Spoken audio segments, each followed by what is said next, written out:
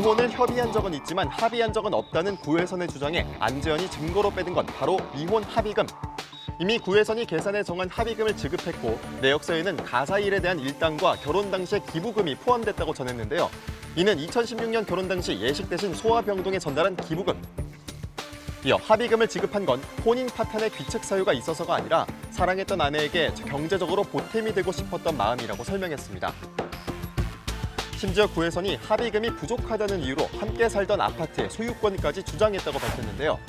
구혜선은 이에 대해 재반박, 결혼식 대신 기부하기로 한 금액을 당시 모두 자신의 비용으로 진행했기에 그 반을 돌려달라고 한 것이다. 현재 안재현이 사는 집의 인테리어 비용도 본인이 부담했고 가사 노동도 100% 본인이 했기에 하루 3만 원씩 3년의 노동비를 받은 것이지 이혼 합의금은 아니다라며 집을 달라고 말했던 부분에 대해서도 안재현이 이혼해주면 아파트를 주겠다고 해서 알겠다고 한 것뿐이라고 밝혔습니다. 그리고 올해 초 두 사람이 이미 각각 살기 시작했다. 즉 별거설까지 얘기가 있었습니다. 그런데 이게 사실 올해 초에는 그다지 수면 위로 올라오지 않았어요. 왜냐하면 특별한 정황들이 없었으니까요. 두 사람의 별거설 역시 이번 SNS 폭로전을 통해서 사실임을 확인할 수 있었는데요.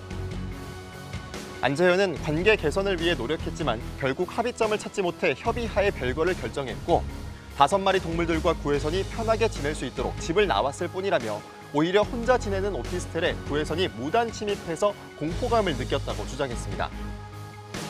이에 대해 구혜선은 해당 오피스텔은 별거용으로 사용하기 위해 들어간 것이 아니라 연기에 집중하고 싶다는 안재현의 말을 존중해서 내 허락하에 얻은 공간이다. 자신도 찾아갈 권리가 있다며 맞섰습니다. 구혜선의 반박에 대해 안재현 측은 구혜선의 폭로에 안재현이 억울해하고 있다. 둘 사이의 문자 대화 내용 전문을 모두 공개하려고 준비 중이라며 추가 폭로를 예고. 이에 구혜선은 SNS를 통해 괜한 준비 말라며 안재현을 배신자로 언급하기도 했습니다. 드라마의 남녀 주인공으로 만나 실제 연인으로 발전, 행복한 신혼생활까지 공개, 많은 이들의 부러움을 샀던 두 사람의 충격적인 폭로전. 팬들의 안타까움이 이어지고 있는 가운데 어떤 결말이 날지 귀추가 주목되고 있습니다.